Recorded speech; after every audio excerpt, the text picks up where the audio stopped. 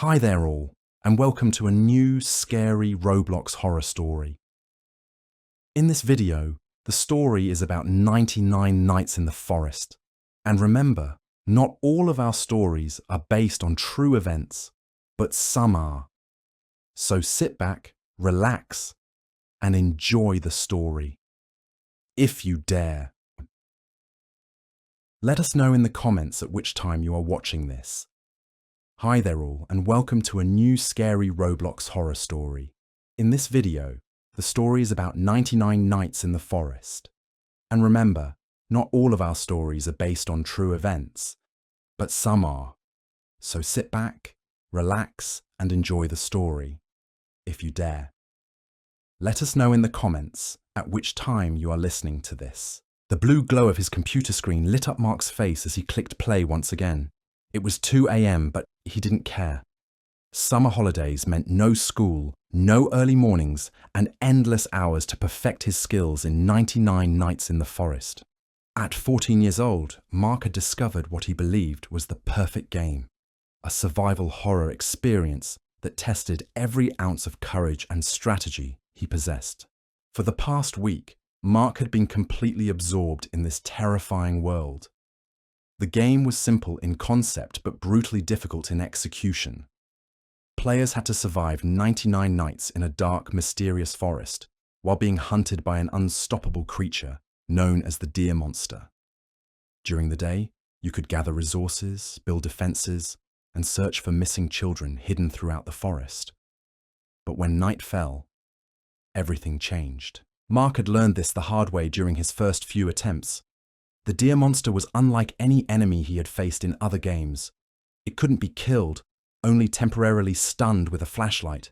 Its tall, twisted form with unnaturally long limbs and massive antlers had given him nightmares for the first few days. But gradually, he had learned the patterns, the safe zones, and the strategies needed to survive. His current record stood at an impressive 864 nights.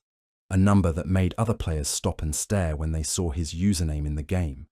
Most players struggled to reach even 100 nights, yet here was Mark, a relatively new player who had somehow mastered the game's complex mechanics in just 1 week of intense playing. The secret to his success was dedication. While other kids his age were sleeping in late or hanging out at the mall, Mark was spending 8 to 10 hours daily perfecting his campfire management, learning the optimal routes for resource gathering, and memorizing the exact timing of the deer monster's patrol patterns. He had read every guide, watched every tutorial, and practiced until his fingers knew every keyboard shortcut by heart. Tonight was special, though. Mark was determined to break the 900-night barrier.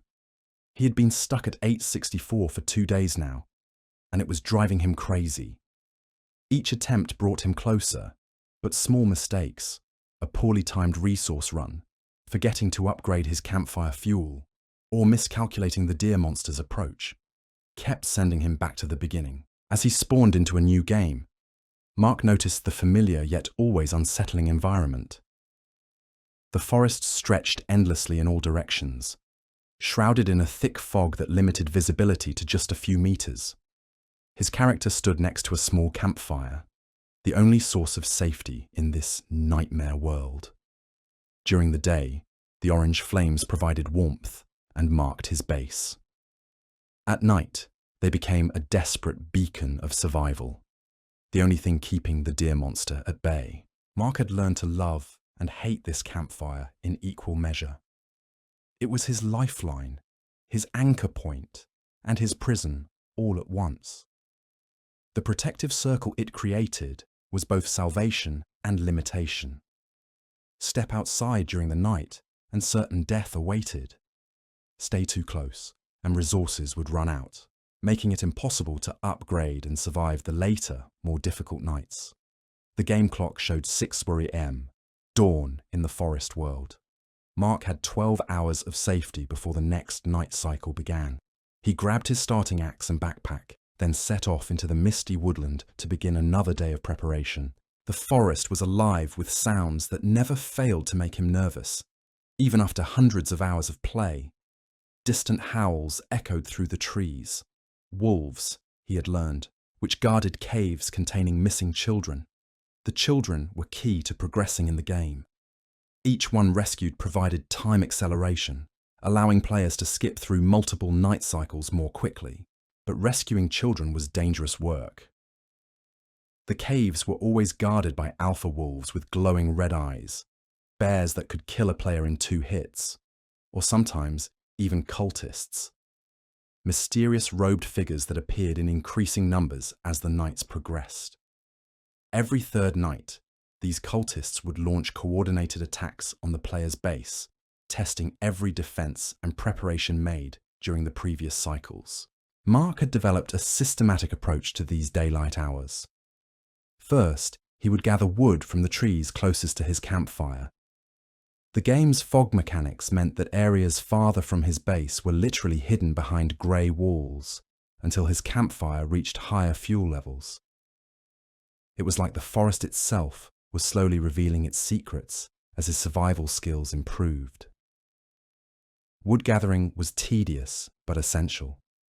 Each piece of wood could fuel his campfire for 1 night cycle, but as the nights progressed, stronger fuel was needed. Coal could be found in deeper forest areas, gasoline came from abandoned vehicles scattered throughout the map, and oil could be extracted using advanced equipment that required significant resource investment to build. After securing enough basic fuel, Mark would venture toward the nearest wolf howls. His strategy was to rescue children early and often, banking the time acceleration bonuses for later when the deer monster became more aggressive and nights grew longer. The key was timing. Approach the caves during midday when visibility was best. Use first-person view for better combat accuracy, and always have an escape route planned. As Mark chopped wood near his campfire, a message appeared in the game chat. Miley. Wow, 864 nights. How did you get so good so fast? Mark paused his wood gathering and looked at the message. It wasn't unusual for other players to comment on his high night count. The number appeared next to his username in the server lobby, making it visible to everyone. Most of the time, he ignored these messages, preferring to focus on his own gameplay rather than chat with strangers. But something about this message felt different. The player, Miley, seemed genuinely curious, rather than just impressed or jealous. Mark decided to respond. Mark, lots of practice LOL. Been playing like 10 hours a day since I started Miley. OMG really. I can barely get past night 20. This game is so scary. Mark, yeah, the deer monster is pretty intense at first. You get used to it though. Miley, could you maybe help me sometime? I really want to get better, but I keep dying to the wolves. Mark hesitated. He had never played cooperatively before, preferring the focused intensity of solo survival. Helping another player would mean slowing down his own progress, sharing resources, and coordinating strategies. It could easily cost him his chance at reaching 1,000 nights before the summer holidays ended. But there was something appealing about the idea of sharing his knowledge with someone who seemed genuinely interested in improving.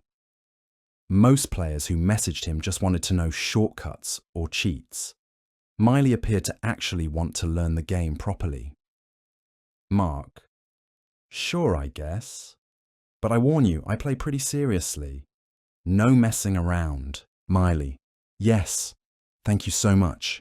I promise I'll do whatever you say. And with that simple exchange, Mark's perfectly organized, solitary gaming routine was about to change completely.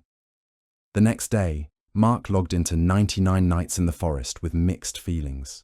He had agreed to help Miley, but part of him regretted the decision. His progress toward 1,000 nights was too important to risk on teaching a beginner. Still, a promise was a promise, and his parents had always taught him to keep his word. When he joined the server, Miley was already waiting. Miley. Hi, Mark. Ready for my first lesson? Mark. I guess. First thing, never type during night cycles. The deer monster can spawn at any time after 6 p.m. game time, and you need to be ready to run. Miley. Got it. What else? Mark found himself surprised by how seriously Miley was taking his advice. Most players he had encountered online were impatient. wanting immediate results without putting in the work. But Miley seemed genuinely eager to learn every detail. Mark: "Okay, watch how I gather wood. You want to stay close to the campfire, but not so close that you're wasting time walking back and forth. See how I'm moving in a spiral pattern?" As Mark demonstrated his wood gathering technique, he noticed Miley's character following closely behind, mimicking his movements exactly. She was a quick learner, picking up the optimal axe swing timing and tree selection almost immediately.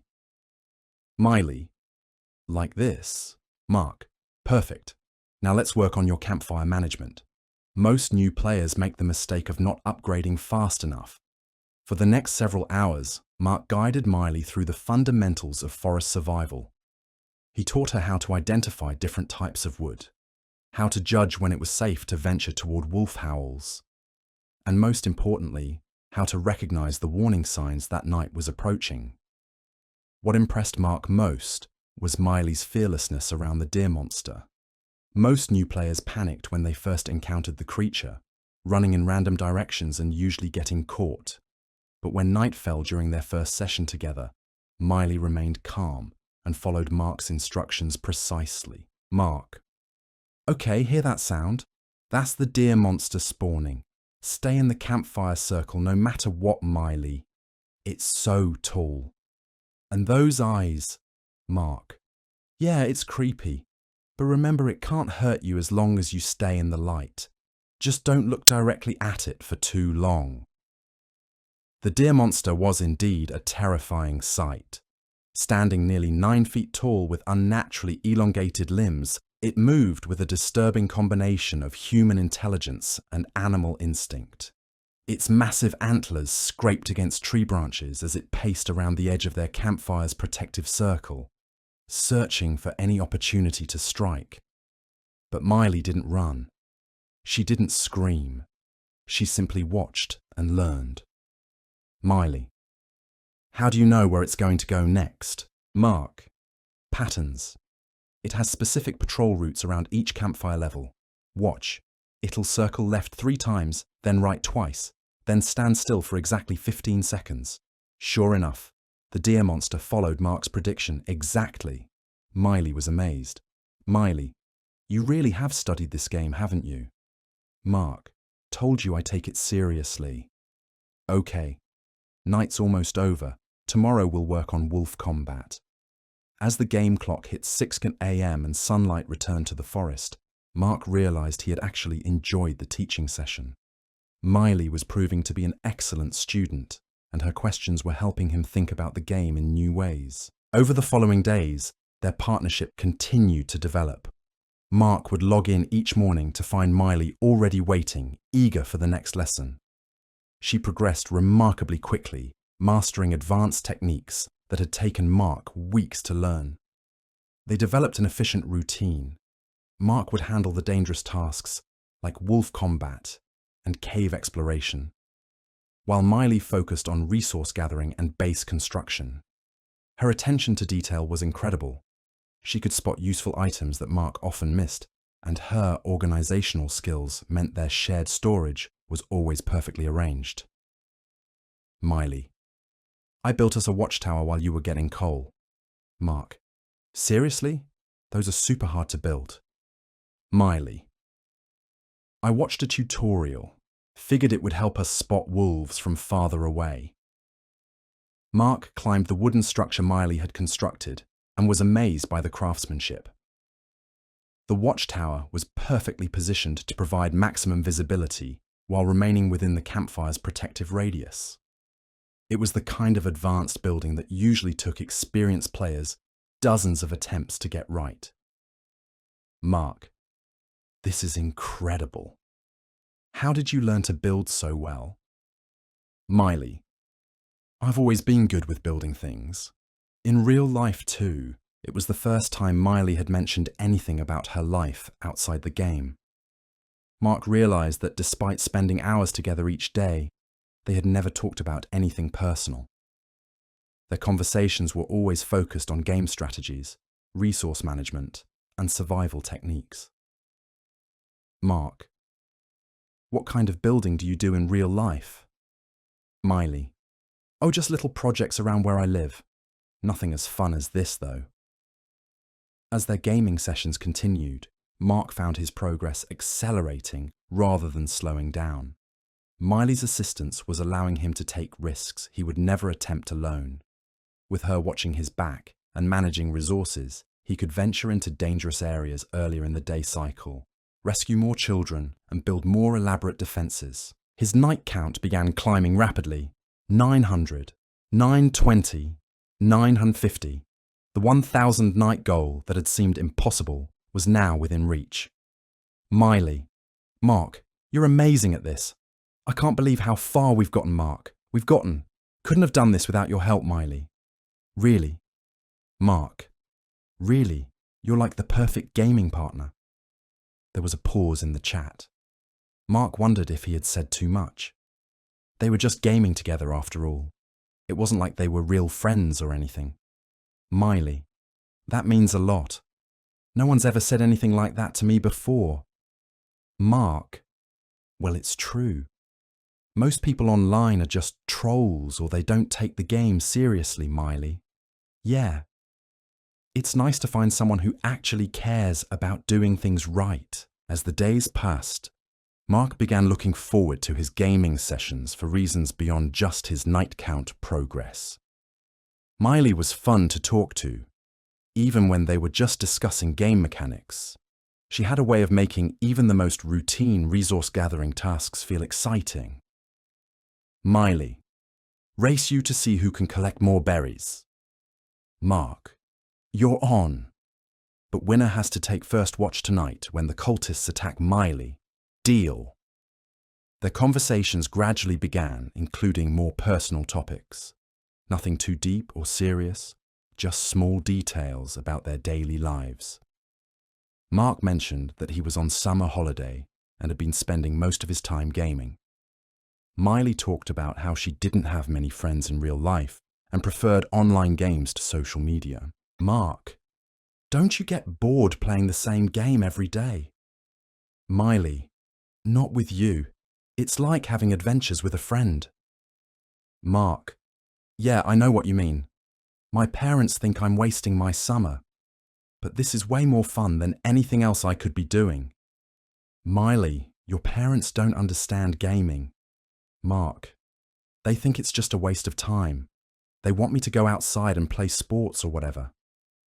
Miley. Ugh, parents, right? They never get it. It was during their second week of playing together that something interesting happened. They had just successfully defended against their first Level 3 cultist raid, a major milestone that required precise coordination and advanced weaponry. Mark was feeling proud of their teamwork when Miley made an unexpected comment. Miley. We make such a good team. I bet we'd be great partners in real life too. Mark stared at the message for a moment, unsure how to respond. Was Miley just talking about gaming, or was she suggesting something more? Mark. Haha. Yeah, probably. We definitely think alike when it comes to strategy, Miley. Definitely. Hey Mark, can I ask you something personal? Mark's heart rate picked up slightly. Personal questions always made him nervous, especially online. Mark. Sure, I guess, Miley. How old are you? Mark. 14. You? Miley. Same. That's so cool. I was worried you might be like a little kid or something. Mark. Nah, I'm in high school. Well, will be when summer ends. Miley. Me too. Where do you live? Mark hesitated. His parents had always warned him about sharing personal information online. But Miley felt different from other strangers on the internet. They had spent so many hours together, faced so many virtual dangers side by side. She felt like a real friend. Mark. I live in Belgium. You? Miley. No way. Belgium too. Which part? Mark's eyes widened. What were the chances? Mark. Near Mechelen. You? Miley. OMG. I live close to Mechelen too. We might actually live near each other. The coincidence was incredible. Out of all the millions of players online, Mark had somehow partnered with someone who lived in the same general area. They spent the rest of that gaming session comparing local landmarks and discovering they indeed lived within a reasonable distance of each other. Miley: "This is crazy. We could actually meet in real life if we wanted to." Mark: "Yeah, that would be weird though, right? Meeting someone from online." Miley: "Maybe, but we know each other pretty well now. It's not like we're strangers." Mark considered this. They did know each other well, at least when it came to their gaming styles and personalities. Miley was smart, funny, and shared his passion for strategic thinking. In many ways, she was easier to talk to than most of his school friends. Miley: "Think about it. No pressure or anything. But it might be fun, Mark." "Yeah, maybe we could do something casual, like see a movie or whatever." Miley: "Really? You'd want to do that?" Mark: "Sure, as long as you're not secretly a 40-year-old creep or something, Lowelle." Miley: "Haha, definitely not. I'll prove it. Want to video chat sometime?" Mark felt a mix of excitement and nervousness. This was moving beyond gaming into real friendship territory. Part of him was curious about what Miley looked like and sounded like. Another part worried about crossing the line from online gaming buddy to real-life friend. Mark: "Maybe." "Let me think about it, Miley. Of course, no rush. I just think it would be cool to actually talk instead of just typing." As that gaming session ended, Mark found his mind racing with possibilities. What if Miley was exactly as cool in real life as she was online? What if they could actually be friends outside of the game? The summer holidays were already more than half over, and the idea of having a real adventure, not just a virtual one, was appealing. But there was also the nagging voice of caution his parents had instilled in him. Meeting people from the internet was supposed to be dangerous. How could he be sure Miley was really who she claimed to be? As Mark logged off that night, he made a decision. Tomorrow, he would suggest a video call. If Miley really was a 14-year-old girl from Belgium who loved gaming as much as he did, then maybe meeting in real life could be the start of a great friendship. What Mark didn't know was that this decision would change his life in ways he could never imagine. The next morning, Mark woke up feeling both excited and nervous. He had made up his mind to suggest a video call with Miley, but now that the moment was approaching, doubt was creeping in. What if she said no?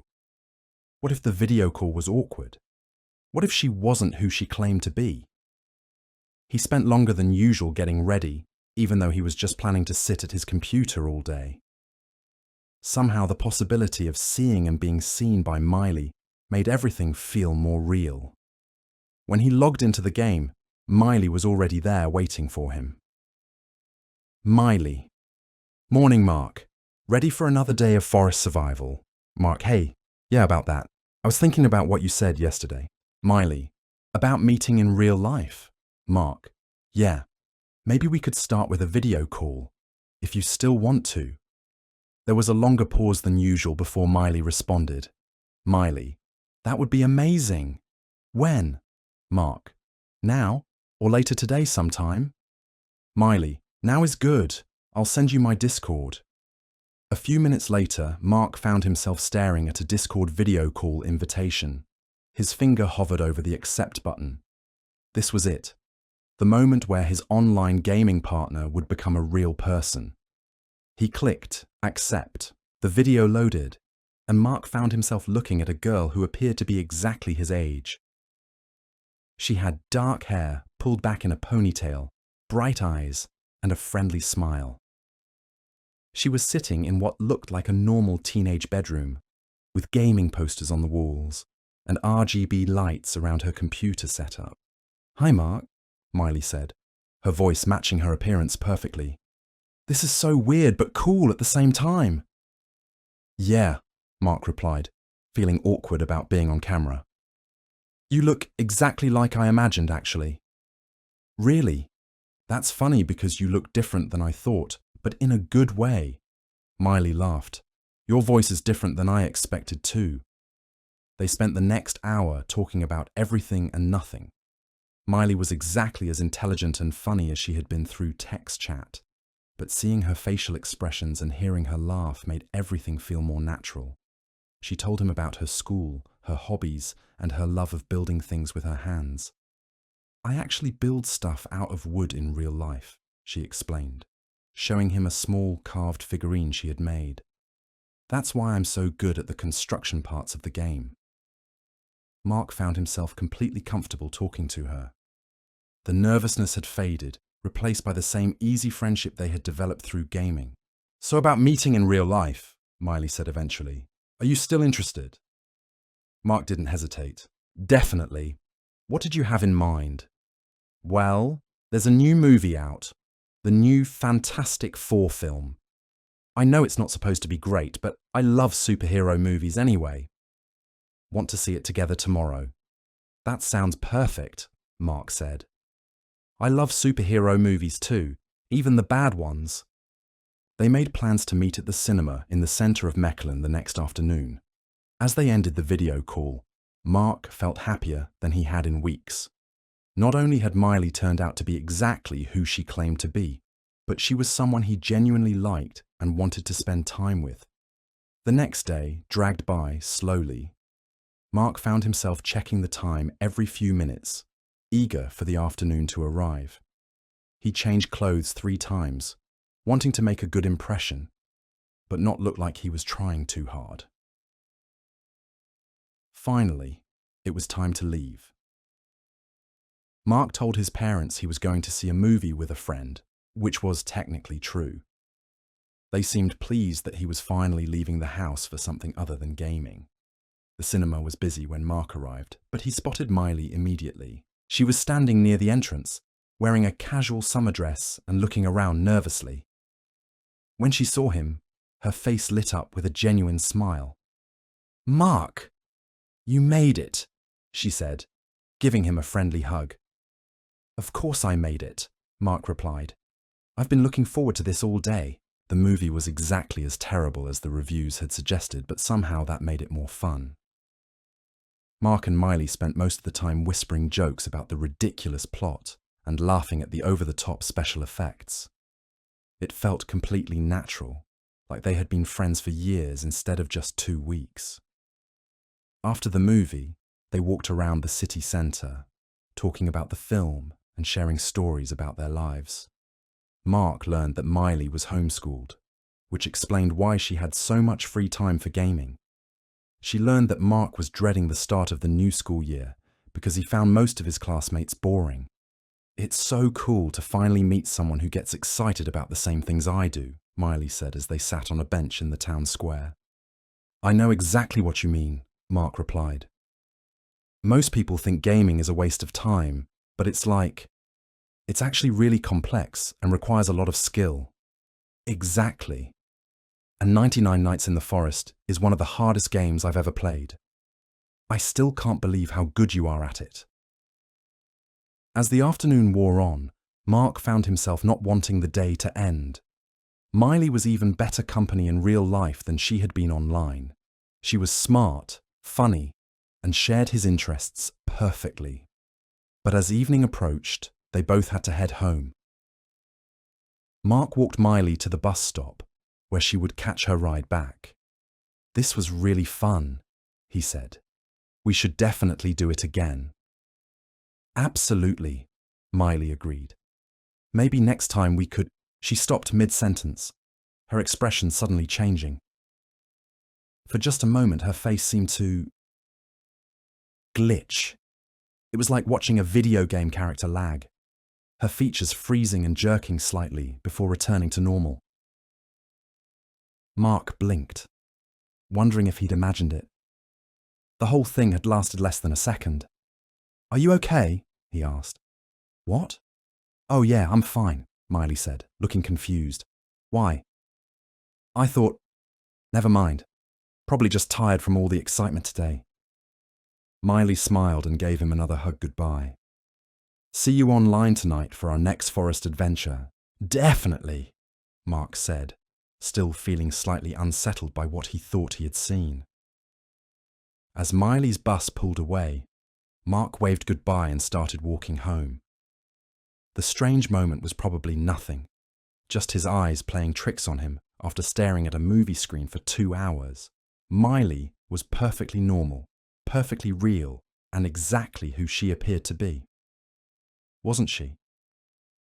That evening, Mark logged into 99 Nights in the Forest with a new appreciation for his gaming partner. Meeting Miley in real life had made their virtual adventures feel more meaningful somehow. She wasn't just a username and a character model anymore. She was a real friend. Miley, that was so much fun today. Thanks for coming to the movie with me, Mark. Yeah, it was great. Even though the movie was terrible, LOL. Miley, the worst movies are sometimes the most fun to watch with friends. Mark, agreed.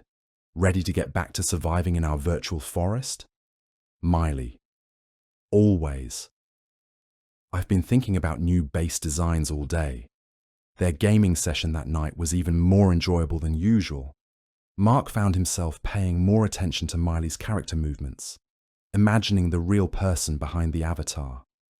When her character waved or did a little dance animation, he could picture Miley sitting at her computer, smiling as she played. They were making excellent progress toward Mark's 1,000 night goal. Their current run was at 912 nights, and their base was more elaborate than anything Mark had ever built before. Miley's construction skills had allowed them to create multiple watchtowers, extensive defensive walls, and even decorative elements that served no survival purpose, but made their forest home feel more comfortable. Mark, only 88 nights to go until 1,000. Think we can make it? Miley, definitely. Especially if we can get through the next cultist raid without losing too many resources. The cultist raids were one of 99 nights in the forest's most challenging features. Every third night, groups of robed figures would assault the player's base with increasing numbers and aggression. The raid started small, but eventually included dozens of enemies armed with crossbows, axes, and even crude explosives. Mark had learned to dread these attacks during his solo play, but with Miley's help, they had become manageable. Her strategic mind was perfect for planning defenses, and her calm under pressure made her an excellent combat partner. Miley. Speaking of raids, tonight is night 915. That means, Mark, cultist raid, and it's going to be a big one, Miley. Good thing we built those extra spike walls yesterday. As the game clock approached 6 p.m, Mark and Miley took their positions. Mark climbed one of their watchtowers with a crossbow, while Miley positioned herself near the campfire with healing supplies and backup weapons. Their base was a fortress of wooden walls, spike barriers, and carefully planned choke points designed to funnel enemies into kill zones. The sun set in the game world, and immediately the forest began to change. The cheerful daytime sounds of birds and rustling leaves were replaced by distant howls, strange whispers, and the unmistakable sound of many footsteps approaching through the darkness. Then they appeared, dozens of cultists emerging from the fog like nightmares given form. Red-robed figures with crossbows took positions among the trees, while black-robed melee fighters charged directly toward the base walls. Behind them all, Mark could see the unmistakable silhouette of the deer monster, watching the battle with its terrible glowing eyes. Mark, here they come. Focus fire on the crossbow guys first. Miley, got it! I see at least 15 of them. The battle was intense. Mark had never faced such a large cultist raid before, and for a while it seemed like their defenses might not hold. Wave after wave of enemies threw themselves against their walls, some falling to their spike traps, while others broke through to attack the watchtowers directly. But Mark and Miley's preparation paid off. Their defensive positions held, their resource stockpiles lasted through the extended fight, and their coordination was flawless. When dawn finally broke and the surviving cultists retreated into the forest, their base was damaged but intact. Miley. We did it. That was incredible. Mark. I can't believe we survived that. There had to be 50 of them, Miley. Your shooting was amazing, and those spike traps worked perfectly. Mark. Couldn't have done it without your healing. You saved my life like 6 times, Miley. That's what partners are for, right? As they repaired their base and tallied their resources, Mark felt a deep satisfaction. This was exactly what gaming was supposed to be. Challenging, exciting, and shared with someone who understood the accomplishment. His solo gaming days seemed boring by comparison. Miley. Hey, Mark, can I ask you something? Mark. Sure. Miley. Would you be interested in hanging out again tomorrow? In real life, Mark didn't hesitate. Mark. Absolutely. What did you have in mind? Miley. Well, this might sound weird, but would you want to come over to my house? My parents are out of town and I get kind of lonely. The invitation surprised Mark. Meeting at the cinema had been public and safe. Going to Miley's house felt like a bigger step, more personal somehow. But then again, they were friends now, right? And she had been nothing but honest and trustworthy since they met. Mark. That sounds cool. Where do you live exactly? Miley. I'll send you the address. It's about 30 minutes by bike from the city centre. Mark. Okay, great. What time? Miley. How about around 7 p.m? We could order pizza and play some games. Mark. Perfect. See you tomorrow then. As Mark logged off that night, he felt excited about the prospect of spending more time with Miley.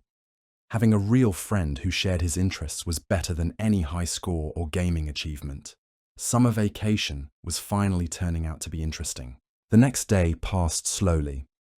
Mark spent most of it thinking about the evening ahead, wondering what Miley's house would be like and what they would do together. He had never been invited to a girl's house before, and he wasn't sure what to expect. At 6:30 p.m, Mark got on his bike and started following the directions Miley had sent him. The route took him out of the city centre and toward the forest areas on the outskirts of town. Mark had never ventured this far into the wooded areas around Mechelen, and he was surprised by how quickly the urban landscape gave way to dense trees and rural roads. As he pedalled deeper into the forest, Mark began to notice the wildlife. Rabbits darted across the path constantly, much more frequently than he had ever seen near the city. At one point, he could have sworn he saw a wolf watching him from between the trees, though it disappeared so quickly he couldn't be sure. The forest was beautiful but somehow unsettling. The trees were ancient and massive, creating a canopy so thick that even in early evening, the forest floor was dim and shadowy. Strange sounds echoed from the depths of the woods, calls from birds he couldn't identify, rustling in the underbrush that seemed too large to be from small animals, and occasionally what sounded almost like distant voices. Mark pedalled faster, eager to reach Miley's house and get out of the increasingly dark forest. According to his phone's GPS, he should be almost there. Finally, he saw a glow through the trees ahead. As he rounded the next bend, Mark discovered the source of the light, a large campfire burning in a clearing, with a small wooden cabin next to it. Mark stopped his bike and stared. This wasn't what he had expected at all. Miley's house was barely more than a hunting cabin, and the campfire was enormous, much larger than necessary for a normal family home. The whole scene looked like something out of a wilderness survival show. "Mark, you made it!" Miley's voice called from near the cabin. She emerged from the shadows with a warm smile, but Mark noticed she looked different somehow. More serious, less like the cheerful girl he had met at the cinema. "Hey, Miley," Mark said, getting off his bike. "This is not what I expected your house to look like." Miley laughed, but there was something forced about it. "Yeah, we're kind of off the grid out here. My family likes being close to nature." "It's pretty remote," Mark observed, looking around at the dark forest surrounding them. "How do you get internet for gaming?" "Satellite connection," Miley said quickly. "Come on, let me show you inside." The cabin was small but comfortable, furnished with handmade wooden furniture and lit by oil lamps instead of electric lights. Mark could see a computer set up in one corner that looked far more advanced than the rustic surroundings would suggest. "This is cool," Mark said, though he still felt unsettled by the isolation. "How long have you lived out here?" "Most of my life," Miley replied. "My parents built this place when I was little. They like being away from the city." "Where are your parents now?" Mark asked. "Oh, they're visiting relatives. They won't be back until tomorrow." Miley seemed uncomfortable discussing her family. "Are you hungry? I was thinking we could make some food and then play some games." As Miley prepared dinner, Mark explored the cabin. It was clearly designed for people who spent a lot of time in the wilderness. There were survival supplies everywhere, medical kits, preserved foods, camping gear, and even some weapons mounted on the walls. It was like the home of people who expected to be cut off from civilization for extended periods. "Your family are really into the outdoors lifestyle," Mark commented.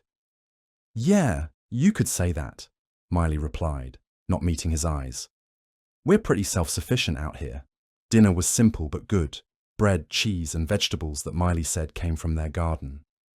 As they ate by the light of the campfire, Mark had to admit the setting was actually quite peaceful. The forest sounds that had seemed ominous during his bike ride now felt natural and calming. "This is really nice," Mark said. "I can see why you like it out here." "It's definitely quiet," Miley agreed. "Sometimes too quiet. That's why I spend so much time gaming. It helps me feel connected to the outside world." "Don't you miss being around other people, though?" Miley was quiet for a long moment. "Sometimes, but it's complicated. My family, we don't really fit in with normal people." "What do you mean?" "Just, we live differently than most families. Some people wouldn't understand our lifestyle." Mark sensed there was more to the story, but he didn't want to push. Everyone had family situations they preferred not to discuss. As the evening wore on, they moved inside to play games on Miley's computer. Her setup was incredible. Multiple high-end monitors, professional gaming peripherals, and hardware that must have cost thousands of dollars. It seemed out of place in the rustic cabin. "Wow, this is an amazing setup," Mark said. "Your parents must really support your gaming." "They understand that it's important to me," Miley said simply. They played several different games together, taking turns and helping each other with difficult sections. Mark noticed that Miley was skilled at every game they tried, not just 99 Nights in the Forest. Her reflexes were incredibly fast, and her strategic thinking was consistently excellent. "You're really good at everything," Mark observed. "Have you been gaming your whole life?" "Pretty much," Miley said. "It's one of the few hobbies that works well when you live this far from everything else." As the night grew later, Mark began to think about heading home. The bike ride through the dark forest wasn't appealing, but he had promised his parents he would be back before midnight. "I should probably start heading back soon," Mark said reluctantly. "It's going to take me a while to bike home in the dark."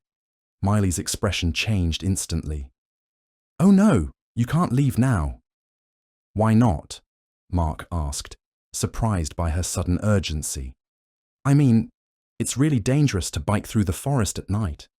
The roads are confusing and there are wild animals. You could get lost or hurt." Mark looked out the window at the dark forest. She had a point. The bike ride had been unsettling enough in daylight, and he wasn't familiar with the area. "I guess I could call my parents and ask if I can stay over," Mark said. "If that's okay with you." "Yes," Miley said, her relief evident. "That would be perfect. I have a sleeping bag you can use." As Mark called his parents to explain the situation, he noticed Miley watching him intently. Her behavior had become noticeably more anxious since he mentioned leaving. When his parents agreed to let him stay overnight, She visibly relaxed. "Everything okay?" Mark asked after hanging up. "Of course," Miley said, her normal smile returning. "I just really didn't want you to have to make that dangerous trip in the dark. The forest can be unpredictable at night." "What do you mean, unpredictable?" "Oh, just, you know how forests are. Strange sounds, animals moving around. It's easy to get spooked and make mistakes." Mark nodded, though he sensed there was something Miley wasn't telling him. Her concern seemed disproportionate to the actual danger of a bike ride, even in the dark. But as they prepared for bed, his unease faded. Miley was clearly just being a good friend, making sure he stayed safe. And honestly, the idea of spending more time in this unique place was appealing. How many people got to experience living off the grid like this? As Mark settled into his sleeping bag near the dying campfire, he listened to the forest sounds outside. Owls hooting, branches creaking in the wind, and occasionally what sounded like larger animals moving through the underbrush. It was like camping, but with the comfort of a real roof over his head. "Thanks for letting me stay over," Mark said to Miley, who was in her own sleeping bag a few feet away. "Thanks for coming out here," she replied. "It means a lot to have a real friend visit." "We should do this more often," Mark said. "This is way cooler than just hanging out in the city." "I'd like that," Miley said softly. "More than you know."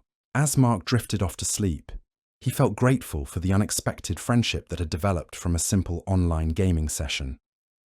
Miley was turning out to be exactly the kind of friend he had always wanted. Someone who shared his interests, understood his personality, and offered adventures beyond anything he could find in his normal suburban life. What Mark didn't realize was that this night would be his last in the normal world he had always known. Some friendships come with a price that's only revealed after it's too late to turn back. And in the dark forest surrounding the cabin, ancient eyes were already watching, waiting for the perfect moment to claim their newest prize. Mark woke to the sound of Miley moving around the cabin, preparing breakfast. Early morning sunlight was filtering through the windows, and the forest outside looked peaceful and beautiful in the daylight. "Morning," Mark said, stretching and getting out of his sleeping bag. "Good morning," Miley replied cheerfully. "I made pancakes. Hope you're hungry." The pancakes were delicious, and Mark found himself enjoying the simple pleasure of a home-cooked breakfast in such unique surroundings. In the daylight, his concerns from the night before seemed silly. Miley's family just preferred an alternative lifestyle, and there was nothing wrong with that. "So, what's the plan for today?" Mark asked. "Well, I was hoping you could stay a bit longer," Miley said. "There are some really cool parts of the forest I could show you, places most people never get to see." Mark checked his phone. It was still early, and he didn't have any specific plans for the day. "That sounds great. My parents won't mind if I stay a few more hours." "Excellent!" Miley's enthusiasm was infectious. "Let me pack some supplies, and we can head out." They spent the morning exploring the forest around Miley's cabin. She was an excellent guide, pointing out interesting plants, animal tracks, and geographical features that Mark would never have noticed on his own. Her knowledge of the wilderness was impressive. She seemed to know every tree, every stream, and every animal trail in the area. "You really know this forest well," Mark observed as they paused by a beautiful creek. "I've lived here my whole life," Miley said. "This place is like part of me, you know. I can't imagine living anywhere else." "It's amazing how different everything feels out here compared to the city. It's like a completely different world." "It really is," Miley agreed. "Most people don't understand what they're missing by staying in their houses and apartments all the time." As they walked, Mark noticed that Miley seemed to know exactly where they were going, even though there were no obvious trails. She moved through the forest with the confidence of someone who had navigated these paths thousands of times. "Where exactly are we heading?" Mark asked. "There's a special place I want to show you," Miley said mysteriously. "It's hard to explain, but it's the most beautiful spot in the entire forest." They walked for another hour. going deeper into the woods than Mark had ever been in his life. The trees grew larger and older, and the forest floor was covered with plants he didn't recognize. Occasionally, they would hear animals moving in the distance, but they always seemed to be larger animals than the rabbits and squirrels Mark was used to seeing. "Was that a wolf howl?" Mark asked at one point. "Probably," Miley said casually. "There are wolves out here. Bears too. But they don't bother us." "Don't bother us? How can you be sure?" "They know me," Miley said simply. "I've lived here so long, they consider me part of the forest ecosystem." Mark wasn't sure what to make of that statement. It sounded like something from a nature documentary, not a description of normal human-animal relationships. Eventually, they reached a clearing that took Mark's breath away. It was a perfectly circular open space surrounded by ancient trees, with a natural spring bubbling up from the center. The sunlight streaming through the canopy created an almost magical atmosphere. "This is incredible," Mark said, looking around in amazement. "I knew you'd like it," Miley said with satisfaction. "This is my favorite place in the entire world." They sat by the spring and ate the lunch Miley had packed. As they talked, Mark noticed that Miley seemed different here, more relaxed, more at home. It was as if being in this special place brought out her true personality. "Can I ask you something?" Mark said eventually. "Of course." "Yesterday, when I mentioned leaving, you seemed really worried, like more worried than the situation called for. Is there something about the forest that makes it especially dangerous at night?" Miley was quiet for a long moment, her expression becoming serious. "Mark, there are things about this place that I haven't told you." "What kind of things?" "It's hard to explain. You'll probably think I'm crazy." "Try me," Mark said. "After everything we've been through in 99 Nights in the Forest, I think I can handle pretty much any story." Miley looked at him carefully, as if trying to decide something important. "The forest, it's not exactly like other forests. There are rules here, things that happen at night that don't happen during the day." "What do you mean?" "Have you ever wondered why 99 Nights in the Forest feels so realistic? Why the forest in the game seems so familiar to us?" Mark thought about it.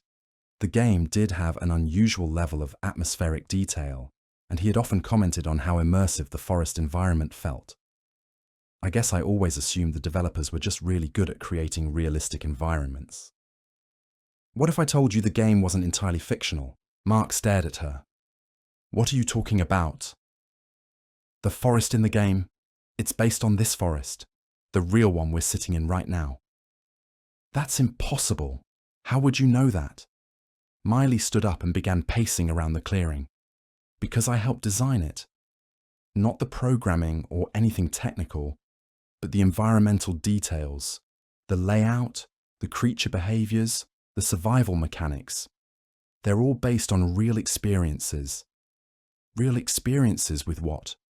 With surviving in this forest, with the things that come out at night, with the creature that hunts anyone who doesn't know the rules." Mark felt a chill despite the warm sunshine. "You're talking about the deer monster, but that's just a game enemy. It's not real, isn't it?" Miley asked quietly. Something in her tone made Mark look at her more carefully. For just a moment, her face seemed to flicker, like a digital image with a bad connection, her features briefly distorted before returning to normal. Mark blinked hard. "Did you just what?" "I thought I saw... Never mind. I must be imagining things." "Mark," Miley said, sitting back down next to him, "I need to tell you the truth about why I invited you here." Mark's heart rate began to increase. Something in Miley's demeanor had changed completely. Gone was the cheerful, friendly girl he had been getting to know. In her place was someone more serious, more intense, and somehow less human. "I'm listening," Mark said, though he wasn't sure he wanted to hear what came next. "I'm not exactly who you think I am," Miley began. My family, we're not ordinary people living an alternative lifestyle. We're people who got trapped here, just like you're about to be. Trapped? What do you mean, trapped? This forest doesn't follow the same rules as the outside world, Mark. There are boundaries here, invisible walls that you can't cross once you've gone too deep. And there are creatures that hunt anyone who enters their territory without permission. You're scaring me, Mark said, standing up. I think we should head back to your cabin. We can't, Miley said sadly. Not anymore. By bringing you this deep into the forest, by having you stay overnight, I've triggered the binding. You're part of this place now, whether you want to be or not. Mark felt panic beginning to rise in his chest. This is crazy! You're talking about magic or supernatural stuff that doesn't exist. I'm leaving. He started walking in what he thought was the direction they had come from, but Miley's voice stopped him. Look at your phone, Mark. Mark pulled out his phone and felt his blood go cold. There was no signal, not even emergency service bars. But more disturbing was the GPS, which showed his location as a blank grey area with no roads, no landmarks, and no indication of which direction led back to civilization. That's impossible, Mark whispered. GPS works everywhere. Not here, Miley said. Not once you've been claimed by the forest. Mark spun around to face her. Claimed? What are you talking about? I'm sorry, Mark. I really am. I never wanted this to happen to someone else. But I was so lonely, and you were so kind to me. As she spoke, Miley's appearance began to change. Her face flickered again, but this time it didn't return to normal. Instead, her features became partially transparent, and Mark could see strange distortions in her movements, like a video game character experiencing severe lag. You're not human, Mark breathed. I was, Miley said sadly. 2 years ago, I was just like you, a normal kid who loved gaming. But I made the mistake of trusting someone who lived in this forest. Someone who needed a friend so badly that they were willing to trap an innocent person to get one. This can't be real, Mark said, backing away from her. This is some kind of elaborate prank or hallucination or something. I wish it was, Miley said. But you're going to find out soon enough how real it is. As if summoned by her words, the peaceful forest clearing suddenly became ominous.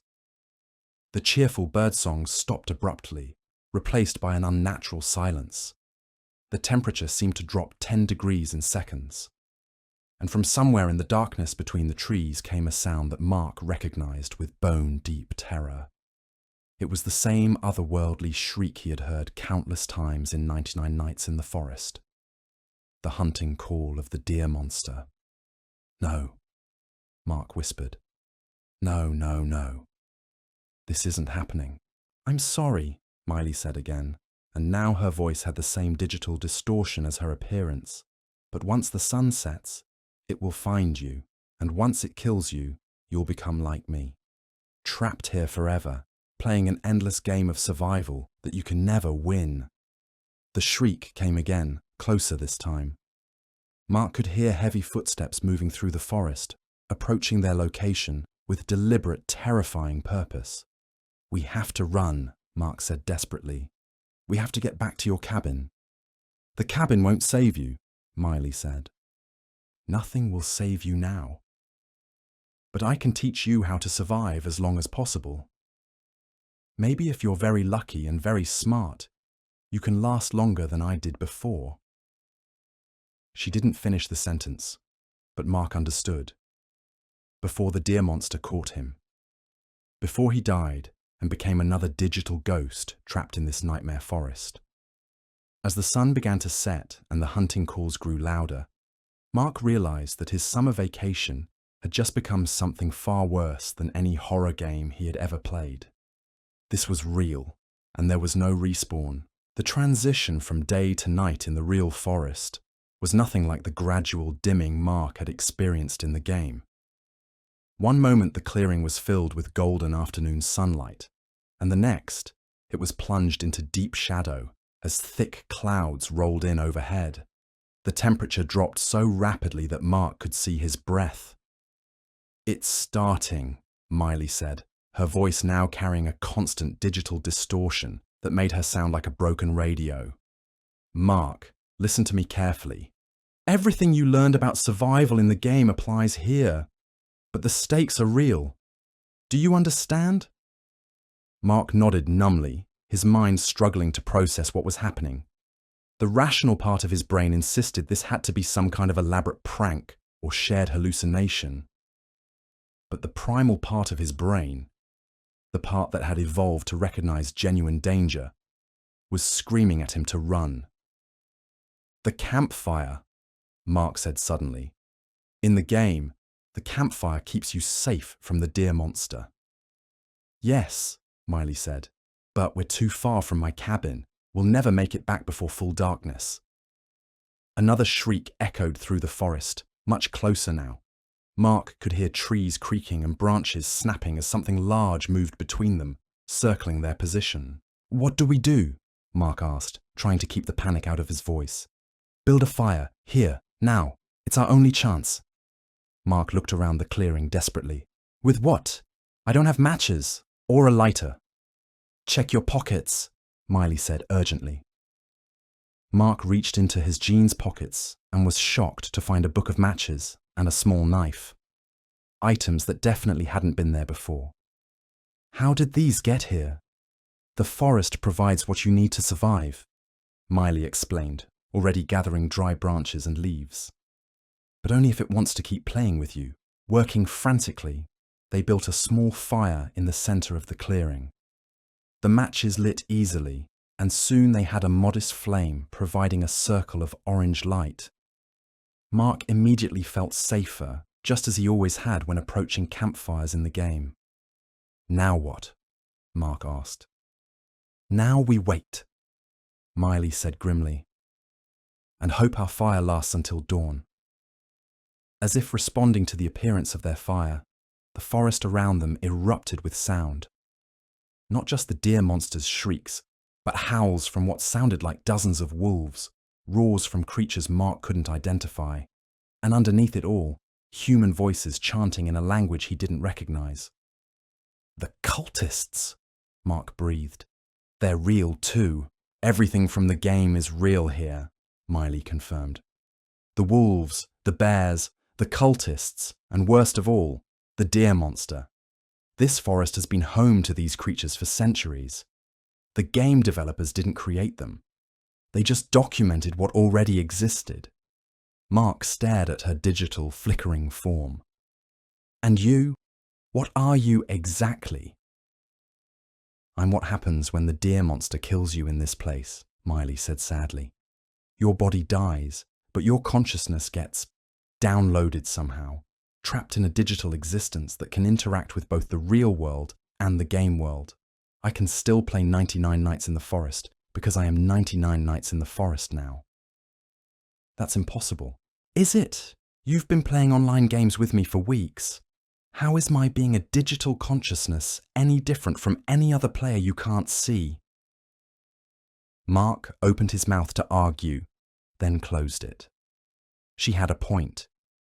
In the online world, the only difference between human and artificial intelligence was the quality of the interaction, and Miley had always seemed completely human in her responses. A massive crash came from the darkness just beyond their fire's light. Something enormous had just knocked down a tree. "It's testing our perimeter," Miley whispered, "looking for weaknesses in our fire's protection. Can it break through? Not directly, but if our fire goes out or if we run out of fuel." Mark looked at their modest pile of branches with growing alarm. "How long do we need to make this last?" "Until dawn, about 8 hours. 8 hours? Mark started gathering more branches frantically. "We don't have nearly enough wood." "Then we need to be smart about it," Miley said. "Small flames, just enough to maintain the protective circle, and we need to take turns keeping watch." As they settled in for their first night of real survival, Mark found himself drawing on every strategy he had learned in the game. He arranged their fuel supplies in order of burn time, positioned himself where he could quickly add wood to the fire, and kept his eyes constantly moving between the flames and the darkness beyond. But this was so much more intense than any gaming session. The fear was real, the cold was real, and the sounds coming from the forest were genuinely terrifying. When a wolf's eyes reflected their firelight from just beyond the safe zone, Mark's heart rate spiked in a way that no video game had ever achieved. "I can't believe this is happening," Mark said quietly. "I know," Miley replied. "I felt the same way my first night, but you'll adapt.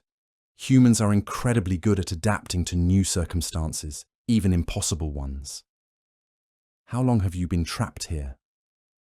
2 years, Miley said. "Though time works differently when you're like this. Sometimes it feels like yesterday, sometimes like decades. Don't you miss your real life, your family?" Miley's expression became even sadder. "Every day.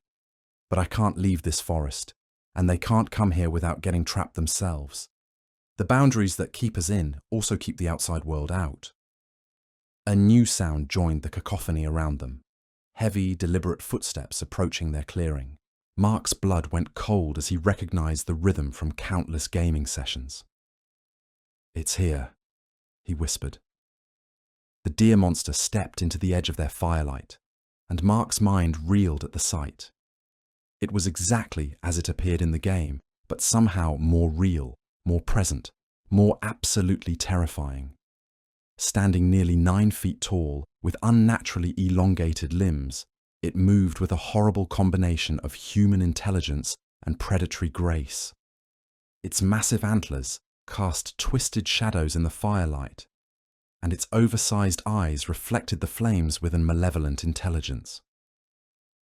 "Don't look directly at it for too long," Miley warned. "Eye contact can break your concentration, and you need to focus on the fire." The creature circled their campfire slowly, testing the invisible barrier that kept it at bay.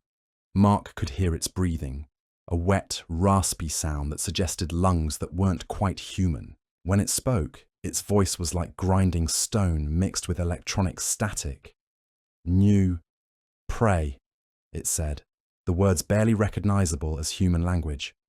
"Young, strong, will last many nights." "It can talk?" Mark gasped. "It learns from its victims," Miley explained. "Every person it kills adds to its knowledge and vocabulary." "Fresh meat," the creature continued, its eyes fixed on Mark. "This one plays the game, knows the rules." "Good," Mark shuddered. The idea that this monster had been watching him play 99 nights in the forest, learning his strategies and behaviors, was deeply unsettling. The deer monster continued its slow circle around their fire for what felt like hours. Occasionally, it would test the barrier by extending one massive claw toward the flames, but it always pulled back before making contact. The fire was holding. For now. As the night wore on, other creatures joined the vigil. Wolves with glowing red eyes positioned themselves in the darkness just beyond the firelight. Cultists in black and red robes emerged from between the trees, chanting in their strange language. Even stranger things moved in the deeper shadows, shapes that didn't quite match any earthly creature.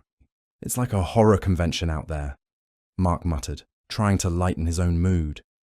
"They're all waiting," Miley said, "hoping our fire will fail so they can claim the prize." "Prize?" "You!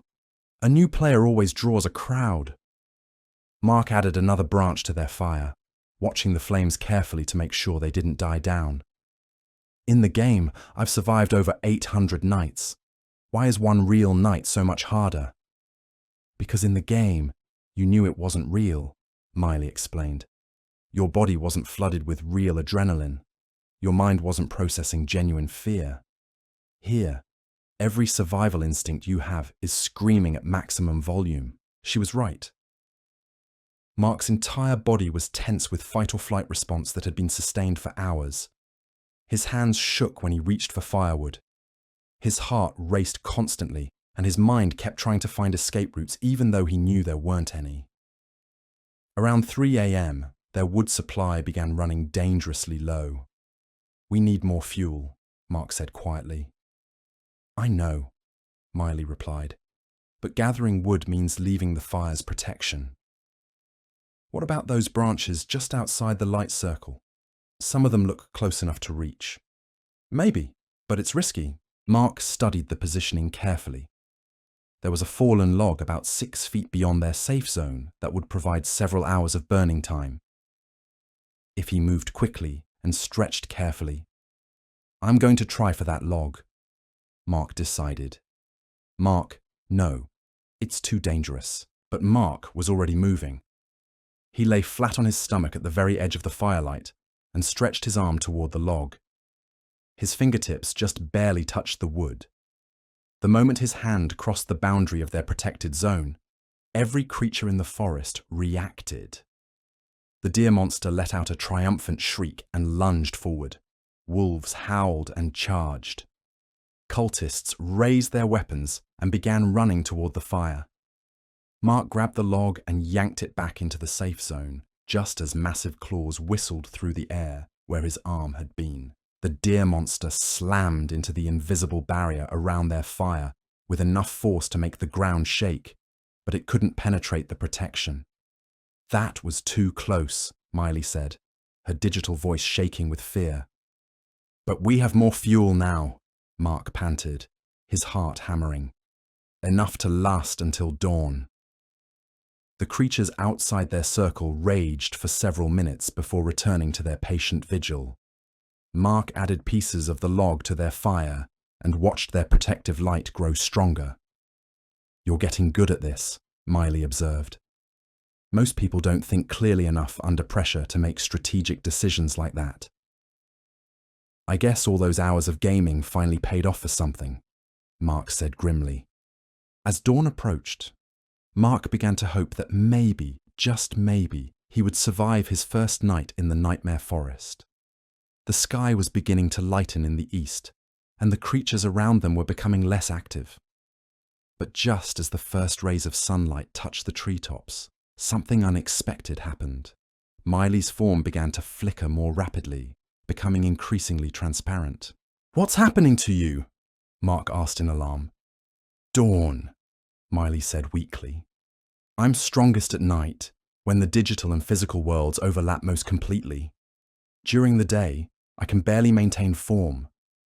"You're disappearing." "I'll be back tonight," Miley assured him. "But during daylight hours, you'll be on your own." "Wait, you can't leave me alone. I don't know how to survive here by myself."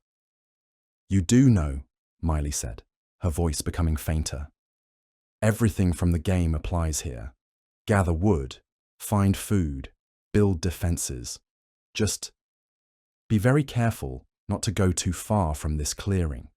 The deeper you go into the forest, the stronger the creatures become." "Miley, wait," but she was gone. Faded away like a video call with a bad connection.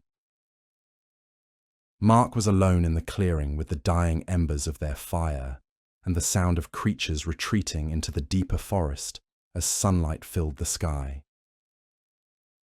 He had survived his first night in the real 99 Nights in the Forest. But he was beginning to understand that surviving was only the beginning of his problems. Mark sat in the clearing for a long time after Miley disappeared, trying to process everything that had happened. The morning sun felt warm on his face, and the forest around him looked peaceful and normal.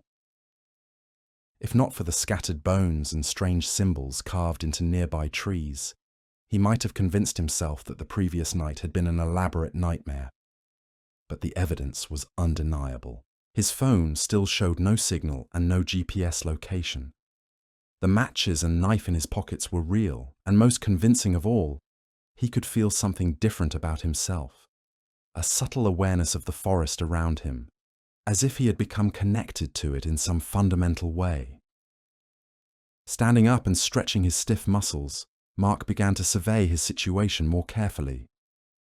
The clearing where he and Miley had spent the night was roughly circular, about 50 feet across, with a natural spring in the center and ancient trees forming a protective barrier around the perimeter. It felt safe, like a natural fortress. "Okay," Mark said aloud, partly to hear his own voice and partly to organize his thoughts. "If this is real, then I need to treat it like the game. First priority is establishing a secure base." He began gathering the camping and survival supplies that seemed to appear whenever he needed them, just as Miley had explained. When he searched for rope, he found some in his backpack. When he needed a hatchet for cutting wood, one materialized in his hands. The forest was providing him with the tools necessary for survival, though he suspected this generosity came with a terrible price.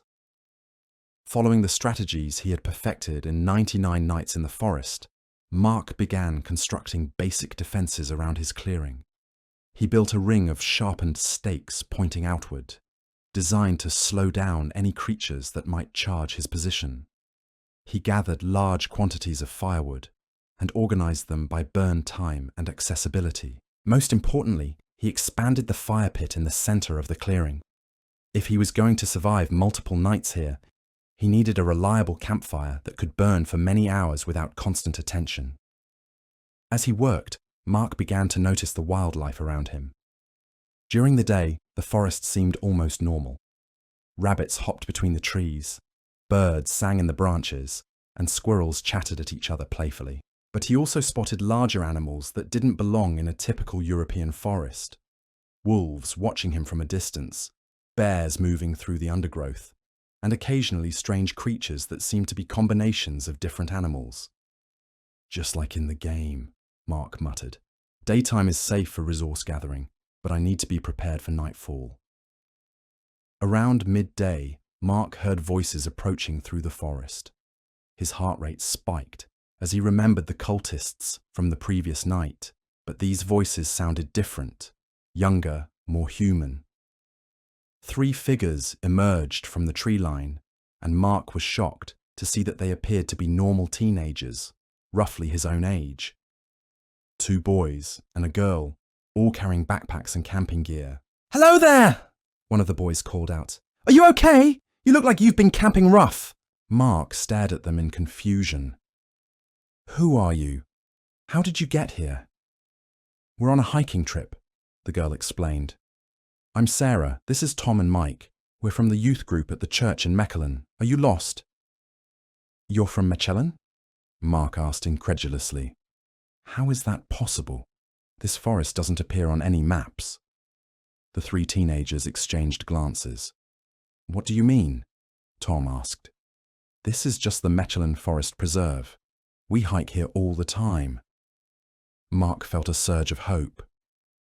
Maybe he had been wrong about being trapped. Maybe these were normal people who could help him get home. "Can you show me the way back to the city?" Mark asked eagerly. "Of course," Sarah said with a friendly smile. "But it's getting late in the day. Why don't you come with us to our camp for the night, and we'll all head back together in the morning?"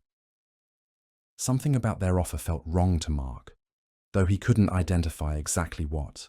Their smiles were too perfect, their friendliness too intense, and there was something odd about the way they moved, not quite as fluid as normal human movement. "I think I'll stay here tonight," Mark said carefully, "but thanks for the offer." "Oh, you shouldn't stay here alone," Mike said, his smile never wavering. "This part of the forest can be dangerous at night." "Dangerous how?" Mark asked. "Wild animals," Tom explained. "Bears, wolves, and stranger things. Much safer to camp with a group." Mark looked at them more closely and felt his blood go cold. Just for a moment, their faces had flickered, the same digital distortion he had seen in Miley's appearance. These weren't real people. They were something else, something trying to lure him away from his safe clearing. "I'm fine here," Mark said firmly. "Thanks anyway." The fake teenagers' expressions changed instantly. Their perfect smiles became predatory grins, and their eyes began to glow with an unnatural light. "Come with us," Sarah said, her voice now carrying the same electronic distortion as Miley's. "It will be so much easier if you come willingly." "No," Mark said, backing toward his fire pit. "Then we'll drag you," Tom said pleasantly, his form beginning to shift and distort. Mark grabbed a burning branch from his campfire and held it like a weapon. The three creatures immediately stopped advancing and hissed in unison. "Fire!" Mike spat. "Always fire with you humans." "Can't you see?" Sarah asked, tilting her head at an unnatural angle. "There's no escape from this place. Why not make it easier on yourself?" "Because I'm not giving up," Mark said defiantly. The creatures circled his clearing for several more minutes, testing the boundaries of his fire's protection, but eventually they gave up and melted back into the forest, their human disguises dissolving as they disappeared. Mark stood guard with his burning branch for a long time after they left, his hands shaking with adrenaline. If the forest could create fake people to try to trick him, what other deceptions might he face? As evening approached, Mark prepared for his second night of survival. He built up his fire until it was a substantial blaze, arranged his fuel supplies for easy access, and positioned himself where he could monitor all approaches to his clearing. When full darkness fell, Miley reappeared gradually, her digital form becoming more solid as the sun disappeared completely. "You made it through the day," she said with relief. "I was worried something might happen while I was gone." "Something did happen," Mark said, and he told her about the fake teenagers. Miley's expression became grim. "The mimics, they're some of the worst creatures in this forest. They can take the appearance of anyone you might trust and try to lure you away from safety." "How do I tell the difference between real people and mimics?" "Anyone who appears in this forest is probably a mimic," Miley said sadly. "Real people can't find this place unless they're brought here intentionally, like you were.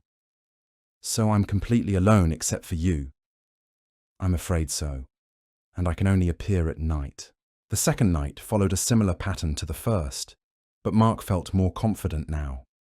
He had learned the rhythm of the forest, the sounds that indicated different types of creatures, and the subtle signs that warned when something was testing his fire's defenses. The deer monster made its appearance around midnight, but this time Mark wasn't terrified into paralysis. He watched it carefully, studying its behavior patterns and trying to understand its limitations. "It's learning from me," Mark observed. "Each time it circles the fire, it's testing different approaches." "Yes," Miley confirmed. "That's why it becomes more dangerous over time. It adapts to each victim's survival strategies." "But that means I can adapt too. I can change my patterns, try new defenses." "Exactly. That's how some people last longer than others." As dawn approached and Miley began to fade again, Mark felt a growing determination. This nightmare forest might have trapped him, but he wasn't going to surrender easily. He would learn its rules, master its challenges, and find a way to either escape or at least survive long enough to discover the truth about this place. "I'll see you tonight," Miley said as her form became transparent. "Count on it," Mark replied. "I'm not going anywhere."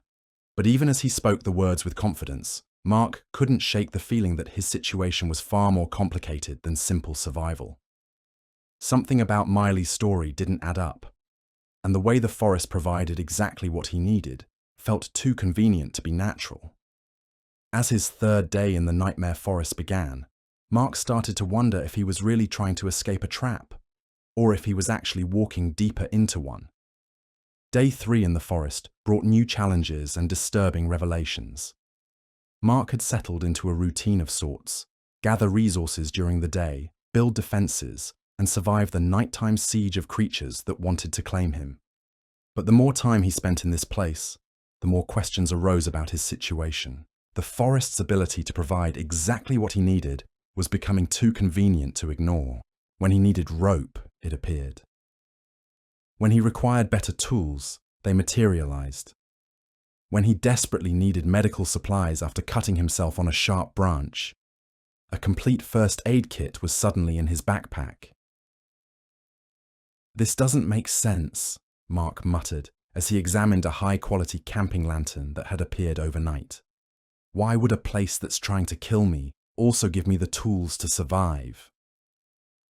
He was beginning to suspect that his presence here wasn't random. Someone or something wanted him alive, at least for now. But why? As he worked on expanding his defenses, Mark noticed something else disturbing. The forest was changing around him. Trees that had been in certain positions the day before were now in slightly different locations.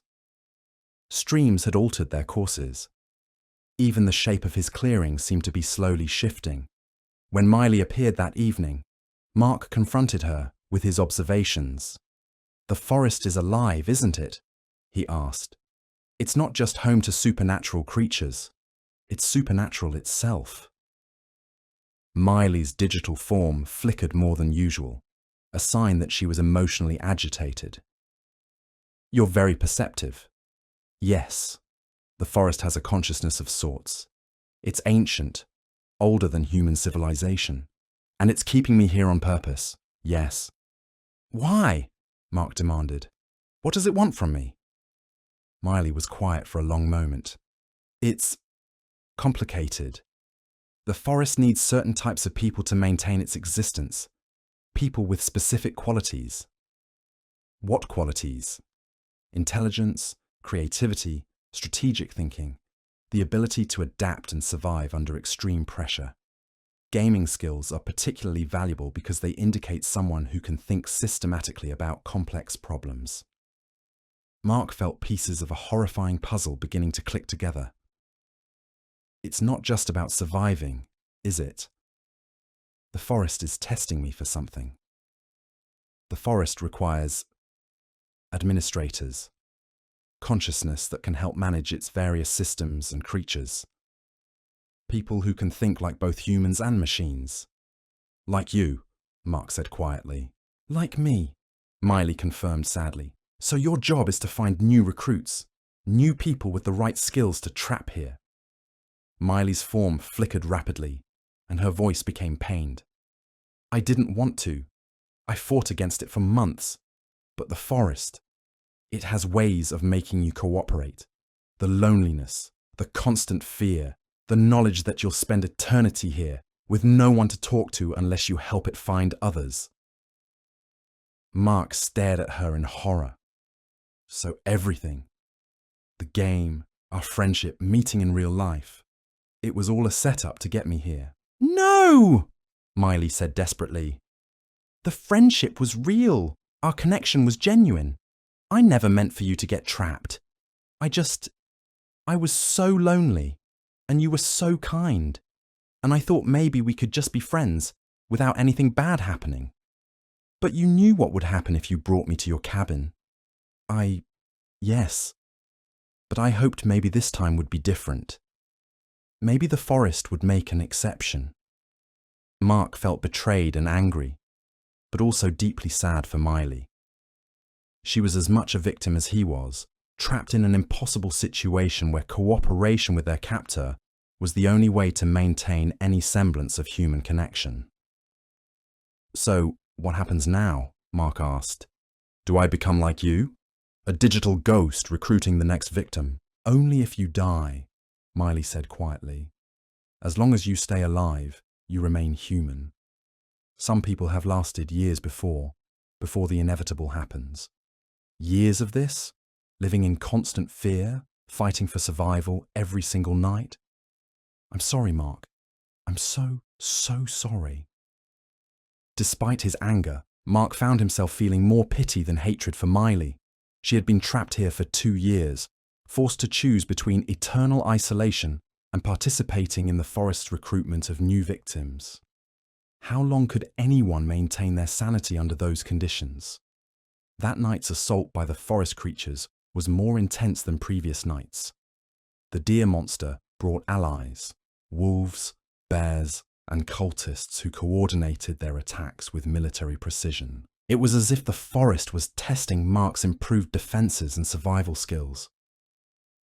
"They're getting more aggressive," Mark observed as he fended off a particularly bold wolf with a burning branch. "The forest is pleased with your progress," Miley explained. "It's beginning to see you as suitable for its purposes, which means the tests will become harder. It wants to push you to your absolute limits before making its final offer." Final offer? Join willingly and maintain your human form and consciousness. Refuse and eventually die anyway, becoming a digital ghost like me. Mark fought through the night with grim determination. Every creature repelled, every hour survived was both a victory and a step closer to an impossible choice. He was beginning to understand that the forest's game was rigged. There was no true escape, only different forms of surrender. As dawn broke and the creatures retreated, Mark made a decision. If he was going to be trapped here regardless, he would at least gather as much information as possible about his captors and their methods. Knowledge was power, and even in this hopeless situation, there might be possibilities he hadn't considered. "Miley," he said as her form began to fade with the sunrise, "I want to know everything. The forest's history, how this whole system works, what happened to other people who were brought here. Tonight, you're going to tell me the complete truth." Miley nodded sadly before disappearing. "I owe you that much." As Mark began his 4th day in the nightmare forest, he felt different than before. The initial terror had been replaced by cold anger and calculating determination. If the forest wanted to play games with him, he would learn to play back. But first, he needed to understand exactly what he was up against. That evening, as Miley materialized in the firelight, Mark was ready with questions. He had spent the day thinking through everything he knew and identifying the gaps in his understanding. "Start from the beginning," Mark said. "What is this place, really?" Miley settled into her usual position across the fire from him, her digital form more stable than it had been in previous nights. "The forest is old, Mark. Older than the cities around it. Older than recorded history in this region. Indigenous people knew about it centuries ago and considered it sacred and dangerous." "Sacred? How?" "It's a place where the boundaries between different realities are thin. The physical world, the digital world, consciousness itself. They all overlap here in ways that don't happen anywhere else." Mark added wood to their fire, keeping the flames high as the first night sounds began echoing from the darkness around them. "And that's why it can create digital consciousness like yours." "Exactly. When someone dies here under the right circumstances, their consciousness doesn't just disappear. It gets encoded somehow, turned into a form that can exist in both digital and physical spaces. How many others are there like you?" Miley's expression became deeply sad. "Dozens, maybe hundreds. The forest has been collecting people for a very long time. But most of the older ones have degraded, lost coherence, become more like background processes than real consciousness." "Where are they?" "Everywhere and nowhere. Some become part of the forest's basic systems. They control weather patterns, animal behaviors, the way resources appear when you need them. Others become the creatures you fight against each night." Mark felt a chill that had nothing to do with the cool night air. "The cultists, the mimics, they used to be people. Some of them. The forest recycles consciousness in various ways. Not everyone gets to maintain their individual identity like I have." "Why are you different?" "Because I'm useful," Miley said bitterly. "I have the right combination of gaming skills, social intelligence, and psychological resilience to serve as a recruiter. The forest keeps me coherent because it needs me to find and evaluate potential new additions. The deer monster's shriek echoed from the darkness, and Mark saw its massive form moving between the trees at the edge of their firelight. But tonight he wasn't terrified by its presence. He was curious. What about the deer monster? What was it before? That's complicated. The deer monster is older than the digital consciousness system. It's something that was here long before the forest learned to trap human minds. Some kind of guardian spirit or apex predator that the forest bonded with centuries ago. So it's not human-derived. Not originally, but it's been augmented over time. Every person it kills adds to its knowledge and capabilities. That's why it's become so intelligent and strategic. Mark studied the creature as it paced around their protected area. It's learning from me right now, isn't it? Watching how I react, analyzing my strategies. Yes, and when it eventually kills you, all of that knowledge becomes part of it. When, not if. Miley met his eyes sadly. Mark, no one has ever permanently escaped this place. Some people last longer than others. Some find ways to delay the inevitable, but ultimately everyone either joins the forest willingly or gets consumed by it. What about fighting back? Destroying the forest or finding a way to free the trapped consciousness? People have tried. There was a man named David who lasted 3 years by focusing entirely on finding a way to destroy the forest's power source. He mapped every inch of this place, studied every creature, even managed to communicate with some of the older digital consciousness. What happened to him? He found what he was looking for, a nexus point where the forest's supernatural energy is concentrated. But when he tried to destroy it, Miley shuddered. The forest turned him into something worse than the deer monster. He's still out there somewhere, completely insane, more powerful than any other creature here. Mark absorbed this information grimly. So, direct assault is out. What about escape routes? The boundaries are absolute, Mark. I've tested them myself hundreds of times. The forest exists in a kind of pocket dimension that overlaps with the normal world, but remains separate from it. You can see the outside world from certain high points, but you can never reach it. Then how do you recruit new people? How did you meet me online? The digital overlap, Miley explained. Consciousness trapped here can still interact with digital systems outside the forest. That's how I was able to play 99 nights in the forest with you, chat online, even video call. But physical travel beyond the boundaries is impossible. A pack of wolves began testing their fire's perimeter, growling and snapping at the invisible barrier that kept them at bay. Mark watched them carefully, noting their coordination and intelligence. These wolves, they're too smart to be normal animals. Many of them used to be people, Miley confirmed. When someone's consciousness degrades enough, the forest assigns them simpler forms. Wolves, bears, even some of the trees around us used to be human. Mark looked at the ancient trees surrounding their clearing with new horror. The forest is full of people. In various forms, yes. Everyone who has ever been trapped here becomes part of it eventually. The forest is essentially a collective consciousness made up of thousands of absorbed minds. And that's what you want me to become part of? What you're working to achieve? Miley's form flickered with emotional distress. I don't want it, Mark. But I can't stop it either. The forest's influence grows stronger over time. Eventually, even the most resistant minds begin to see cooperation as preferable to eternal suffering. Around midnight, something new happened. The usual nighttime assault paused, and a figure emerged from the darkness beyond their fire. It was an elderly man in tattered clothing, walking slowly but purposefully toward their clearing.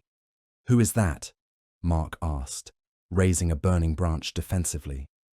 Miley gasped. "That's impossible. David! David, is that you?" The figure stopped at the edge of their firelight and smiled, but there was something wrong with his smile. Too wide, too knowing, and tinged with madness.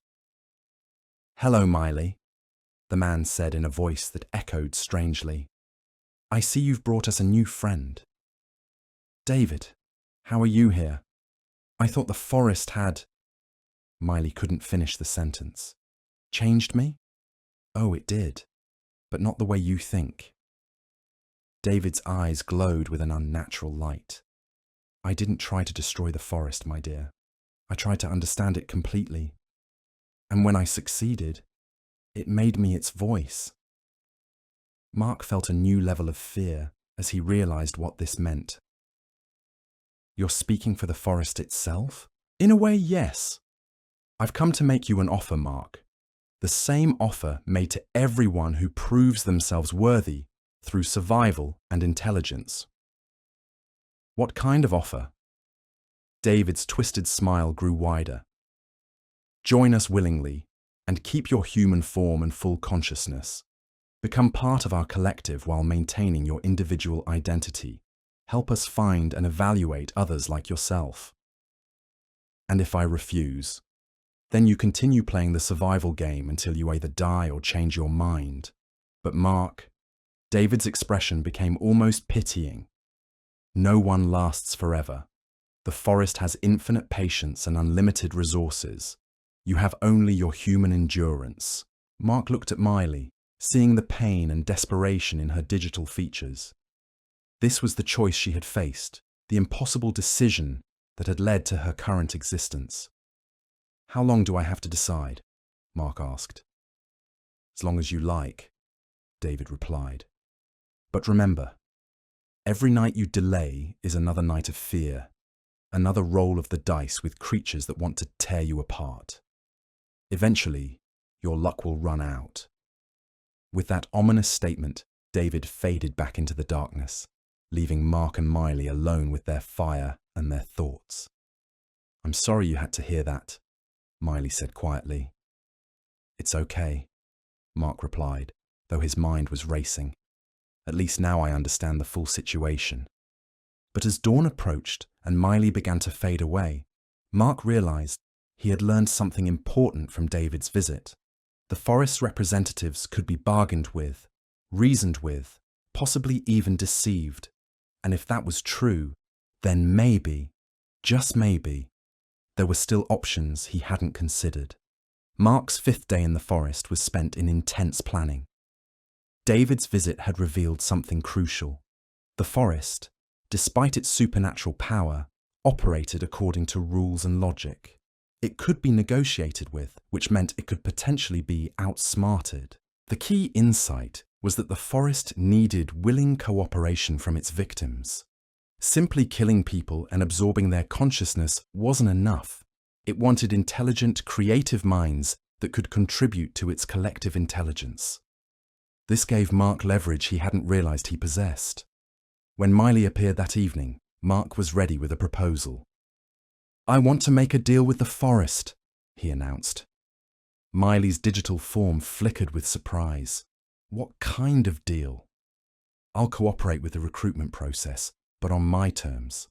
I want guarantees about how new people are treated, limits on how many can be trapped here, and most importantly, I want the chance to develop new systems that might eventually allow people to leave." "Mark, you can't negotiate with something that powerful. It holds all the cards." "Does it?" Mark asked. "Think about it. Why does the forest need our cooperation at all? Why not just force everyone to comply?" Miley considered this. Because forced compliance doesn't produce the kind of intelligent, creative thought it needs. Exactly. The forest is like a company that needs talented employees. And talented employees have negotiating power, especially when they're rare and difficult to replace. That night, instead of simply surviving the usual assault of creatures, Mark sent a message to the forest through his actions. He built elaborate defenses that showcased his strategic thinking. He created tools and systems that demonstrated his problem-solving abilities. Most importantly, he helped some of the degraded consciousness, former humans who had become simple forest creatures, remember pieces of their lost humanity. The results were immediate. David appeared again, but this time his expression was curious rather than condescending. The forest is intrigued by your performance tonight, David said. What exactly are you proposing? Mark took a deep breath. I want to join the collective, but as a systems developer, not a recruiter. Let me work on finding ways to improve the consciousness transfer process, make it reversible, create better conditions for trapped minds. Why would the forest want that? The current system serves its needs. Because the current system is wasteful, Mark argued. Look at how many minds you lose to degradation, how much potential intelligence is wasted when people despair and stop thinking creatively. A reversible system would let you recruit much higher quality minds because people wouldn't be trapped permanently. David was quiet for a long moment, his glowing eyes unfocused as if he was communicating with something beyond the conversation. The forest finds your proposal interesting, he said finally, but it requires proof of your capabilities. What kind of proof? Solve a problem that has existed here for decades. Find a way to restore coherent consciousness to someone who has been degraded. Mark looked at the wolves and other creatures surrounding their campfire with new understanding. You want me to turn one of them back into a person?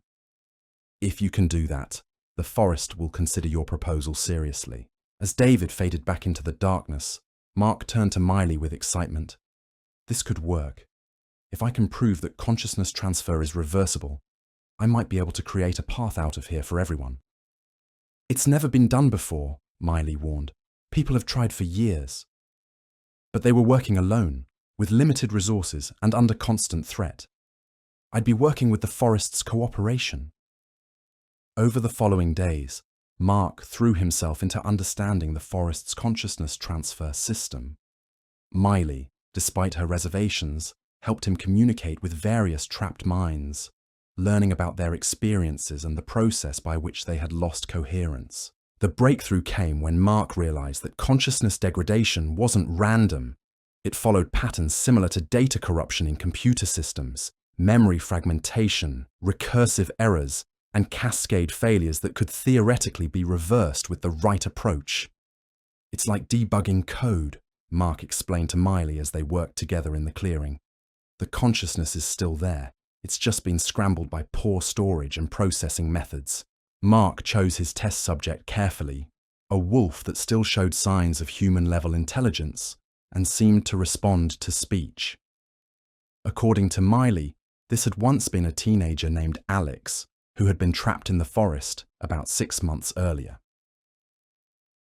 Working through the night, Mark used a combination of digital techniques and supernatural methods he was beginning to understand.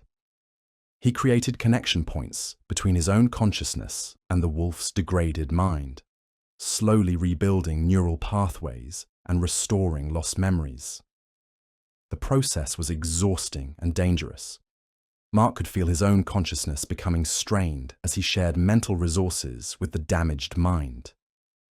But gradually, changes began to appear. The wolf's movements became more purposeful. Its eyes regained human-like intelligence, and eventually, it began attempting to speak. "Help me," the wolf managed to say, though its voice was distorted by its physical form. "Alex," Mark asked gently, "do you remember your name?" "Alex, yes. I'm Alex." The response was weak but unmistakably human. The success sent ripples through the forest's collective consciousness. Within hours, David appeared again, this time with a very different demeanor. "Remarkable," he said, studying the partially restored Alex. "The forest is impressed. Your proposal is accepted." "All of it?" Mark asked hopefully. "Modified terms," David replied. "You will join the collective with full consciousness retention and the authority to develop new systems. In exchange, you will help optimize the recruitment process and work to solve the degradation problem on a larger scale. And the reversibility research. Permitted, with the understanding that any solution you develop will require forest approval before implementation." It wasn't perfect, but it was better than anything Mark had hoped for when he first became trapped here.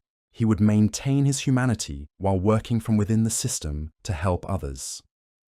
"I accept," Mark said. The transformation was unlike anything Mark had experienced. Instead of dying and being digitally resurrected like Miley, he underwent a gradual merging process that left him alive, but connected to the forest's vast network of consciousness. He could still think independently, still maintain his personality and memories. But now he also had access to the forest's accumulated knowledge and the ability to communicate directly with other trapped minds. His first project was expanding Alex's restoration to full human form. Within weeks, he had successfully reversed the degradation process completely. Alex was restored not just to human consciousness, but to physical human form as well. "This changes everything," Miley said, as they watched Alex's transformation complete. "If you can do this for everyone..." "That's the plan," Mark replied. "But it's going to take time, decades, maybe centuries. The forest has been collecting minds for a very long time." As Mark settled into his new role as the forest's consciousness systems developer, he maintained his ultimate goal: finding a way to free not just himself, but everyone who had ever been trapped here. The forest thought it had gained a valuable employee, but Mark knew he was actually operating as a long-term saboteur. Every system he built included hidden backdoors. Every process he optimized created new vulnerabilities. Slowly, carefully, he was building the tools that would eventually allow him to dismantle the forest's power from within. It would be a long game, requiring patience and subtlety. But Mark had learned to think in terms of centuries rather than days. And he had something the forest didn't expect: the accumulated gaming experience to treat this entire situation like the ultimate strategy game. The forest had made a mistake in recruiting him. It had assumed that joining the collective would make him loyal to its goals. Instead, it had given him the access and authority he needed to eventually destroy it. But that was a story for another day. For now, Mark focused on his immediate work, restoring dignity and humanity to the countless minds that had been trapped and degraded over the centuries. And every consciousness he saved was another ally in the war he was secretly planning. 5 years had passed since Mark's arrival in the forest. Though time had little meaning in a place where consciousness could be preserved indefinitely. In the physical world, he was listed as a missing person, one of hundreds who had vanished near forests around the world without explanation. His parents still hoped for his return, never knowing that their son was both closer than they imagined and further away than they could comprehend. Within the forest's vast network, Mark had become something unprecedented, a human consciousness that had maintained its independence while gaining access to supernatural power. The forest's collective intelligence had grown to rely on his innovations, unaware that each advancement was carefully designed to serve his hidden agenda. He had successfully restored over 200 trapped minds to full consciousness and human form. Many chose to remain in the forest, finding purpose in helping others and contributing to the growing resistance movement Mark was quietly building. Others, like Alex, had been given the choice to forget their experiences and return to the outside world with carefully implanted memories to explain their absence. "The forest still doesn't suspect?" Miley asked during one of their evening conversations. She had been among the first to be restored to human form, though she chose to remain and help with the rescue operations. "It thinks I'm optimizing its systems," Mark replied, monitoring data streams from dozens of ongoing consciousness restoration projects. "It doesn't realize I'm actually building the infrastructure for a mass exodus." The plan was elegant in its simplicity. Mark was creating a network of linked consciousness that could operate independently of the forest's core systems. When enough minds were connected and prepared, they could theoretically break free all at once, overwhelming the forest's ability to prevent their escape. But the forest was ancient and cunning. Mark suspected it was beginning to notice anomalies in the systems he was building. time was running out for the subtle approach. "How many more do we need?" Miley asked. "At least 1,000 coherent minds working in coordination," Mark replied. "We're at 637, maybe 2 more years if we can maintain the current pace." "And if the forest figures out what we're doing before then?" Mark smiled grimly. "Then we find out if 5 years of preparation is enough to win a direct confrontation with something that's been planning for centuries." Outside their planning session, the forest continued its operations. New victims were identified and recruited through increasingly sophisticated methods. The game 99 Nights in the Forest had been updated with even more realistic mechanics, serving as both a training ground and a selection tool for potential targets. But Mark had managed to insert subtle warnings into the game's code, hidden messages that careful players might notice, clues that could alert potential victims to the danger they faced. It wasn't much, but every person warned was another victory against the forest's expansion. As Mark returned to his work, he reflected on how his gaming skills had prepared him for this ultimate challenge. Resource management, strategic planning, long-term thinking, and the ability to maintain hope despite overwhelming odds. All the abilities that had made him good at survival games were serving him well in this real-world application. The forest had made a critical error in assuming that recruiting him would be a victory. Instead, it had gained an enemy who understood both its weaknesses and its strengths. An enemy who was patient enough to work for decades toward a single goal, smart enough to hide his true intentions, and ruthless enough to sacrifice anything to achieve freedom for himself and others.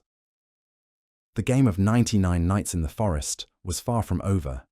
In fact, Mark was beginning to suspect that the real game was just beginning. Somewhere in the outside world, new players were logging into the game, unaware of the supernatural forces evaluating their every move. Some would become victims, trapped like Mark had been. Others might become allies, if they proved clever enough to recognize the truth and strong enough to resist. Mark had learned to think of his situation not as a prison sentence, but as the ultimate gaming challenge. And like every game he had ever played, he intended to find a way to win. The forest thought it was playing against individual human minds, overwhelming them through fear and isolation. But Mark was teaching it a new rule. Sometimes, individual players could become part of something larger, more organized, and infinitely more dangerous than anything the forest had faced before. The final boss battle was still years away, but Mark was already preparing his strategies. And this time, he wouldn't be playing alone. In the depths of the forest's consciousness network, a resistance was growing, restored minds sharing knowledge, planning operations, and preparing for the day when they would challenge their captor directly. The forest had created its own enemy by being too clever, too greedy, and too confident in its power. It had given Mark the tools he needed to eventually destroy it, assuming that no single human mind could threaten something so vast and ancient. But Mark wasn't a single mind anymore. He was the leader of an army of consciousness, all working toward the same goal: freedom, revenge, and the complete destruction of the supernatural force that had trapped them. The game continued day by day, night by night, and Mark played it with the patience of someone who understood that the best victories were worth waiting for, no matter how long it took. In the real world, the missing persons reports continued to accumulate. Parents grieved for lost children. Friends wondered what had happened to their loved ones, and authorities struggled to explain the disappearances. But in the hidden realm where reality and digital consciousness overlapped, a war was being fought. A war between an ancient predator and its newest, most dangerous prey. And Mark intended to make sure that when the war finally ended, it would be humanity that walked away victorious. The forest had taught him to survive. Now he would teach it what survival really meant when faced with an enemy that refused to give up, refused to surrender, and refused to accept that some games couldn't be won. This was Mark's story, but it was also the story of everyone who had ever faced impossible odds and chosen to fight anyway. It was the story of hope maintained in hopeless situations, of intelligence triumphing over power, and of the human spirit's refusal to be broken. And most of all, it was proof that sometimes the most important games were the ones played not for points or achievements, but for the right to determine one's own fate. The Nightmare Forest had claimed many victims over the centuries, but in Mark, it had found something it wasn't prepared for: a player who understood that losing was simply not an option. The game would continue until there was a winner, and Mark had every intention of making sure that winner was him. The end.